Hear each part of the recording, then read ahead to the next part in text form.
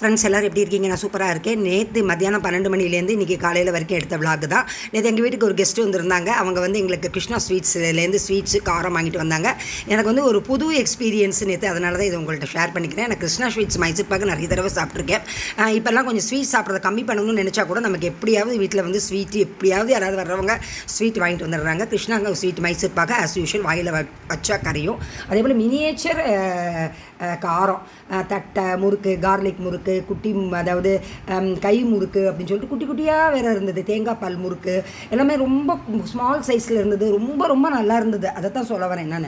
அதை வாயில் போட்டால் அப்படி கரையுது. அப்படியே அந்த குட்டி முறுக்கெல்லாம் நமக்கு வந்து டக்குன்னு ஒன்று எடுத்து போட்டால் வாயில் போட்டால் கடிக்கவே வேண்டியதில்லை, அதுவே கரைஞ்சி உள்ளே போய்டுறது. அவ்வளோ நல்லா இருந்தது. கிருஷ்ணா ஸ்வீட்ஸோட தரம் வந்து இந்த மினியேச்சர் காரம் நேற்று ஃபஸ்ட்டு சாப்பிட்டு டேஸ்ட் பண்ணியிருக்கேன்.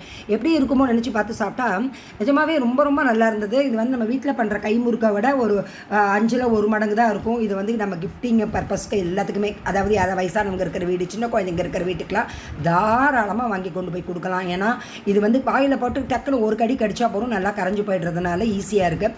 எப்பயுமே நிறைய வயசானவங்கன்னு சொல்லிட்டு எல்லாருமே பழம் தான் வாங்கிட்டு வருவாங்க. வீட்டுக்கு வர்றவங்க எல்லாருமே இப்போ என்னமோ அது ஒரு புது தினசாக எல்லோரும் ஃப்ரூட்ஸ் வாங்கிட்டு வராங்க. ஃப்ரூட்ஸ் வாங்கிட்டு வர்றது ஓகே தான், அவங்க விதவிதமான ஃப்ரூட்ஸ் வாங்கிட்டு வராங்க. அதெல்லாம் நம்ம வந்து டேஸ்ட் பண்ணுறதே கிடையாது. அது நமக்கு அவ்வளோவா பிடிக்கிறதும் இல்லை. நமக்கு நிறைய வாழைப்பழம், கொய்யாப்பழம், பப்பாளி பழம், அப்படி சப்போட்டா அப்படி நம்ம சாப்பிட்டு பழகிட்டோமா. அந்த கீவி, அந்த காஸ்ட்லி ஃப்ரூட்ஸ் எல்லாம் நமக்கு சாப்பிட தெரியலை.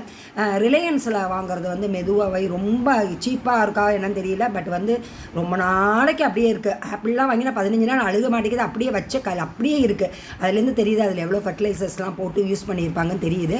பட் வந்து இந்த வயசானவங்க எப்பயுமே, வயசானவங்க மீன்ஸ் நாங்கள் தான் வச்சுக்கோங்க, எப்பயுமே இந்த காரம் சாப்பிட்றதுக்கு தான் ரொம்ப ஆசைப்படுவோம். கரெக்டாக எங்களுடைய டேஸ்ட்டு தெரிஞ்சு வாங்கிட்டு வந்த எங்கள் ரிலேட்டிவ்ஸ் ரொம்ப ரொம்ப தேங்க்ஸு. சாயங்காலம் அடையில் நான் இப்போ டிஃப்ரெண்ட்டாக பண்ணுறேன். கடலைப்பருப்பே போடுறது கிடையாது. துவரம்பருப்பு, அதில் பாதி கருப்பு உளுத்தம்பருப்பு, கொஞ்சம் புழுங்கல் அரிசி குருணை, பச்சரிசி குருணை போட்டு அரைச்சி வச்சுட்டேன். சாயங்காலம் பார்க்கில் வந்து அவ்வளோ நல்லா காற்று, நல்லா 3 ரவுண்டு செம்மையாக அடித்தேன். ஏன்னா மைசூர் பாகு வேறு சாப்பிட்ருக்கேன், அதை இது பண்ணணுமேன்னு சொல்லிட்டு நல்லா 3 ரவுண்டு அடிச்சுட்டு உட்காந்து குழந்தைங்க நல்லா விளையாடிட்டு இருந்தது. ஜில்லு ஜில்லுன்னு காற்று, நல்லா சாயங்காலம் சூப்பராக கழிச்சாச்சு. வீட்டில் வந்து அடை வந்து நல்லா ஒரு அடை தான் சாப்பிட முடிஞ்சுது. பட் ஆனால் நல்ல கனமாக நல்ல ரொம்ப நேரம் வேக வச்சு நல்ல தேங்காய் சட்னி, வீட்டில் விழுந்த தேங்காய், அந்த தேங்காய் சட்னிக்கும் அடைக்கும் வந்து நேற்று சூப்பராக இருந்தது காம்பினேஷன். நேற்று சண்டே சூப்பராக போச்சு. அதுபோல் இன்றைக்கி மண்டே வந்து நேற்று பண்ணணும்னு நினச்ச முருங்கைக்காயை வந்து எல்லா காயும் போட்டு பொரிச்ச குழம்பு ஆல்ரெடி என்னுடைய பழைய வீடியோவில் போட்டுக்கே போய் பாருங்கள். நேற்று மிஞ்சின இந்த வத்தல், வடகம், புளிக்கீரைன்னு சொல்லிட்டு கீரை வச்சு இன்றைக்கி வந்து அந்த பொரிச்ச குழம்பு சாதம், அந்த புளியிட்ட கீரை, அவ்வளோதான். மாம்பழம், அந்த வத்தல்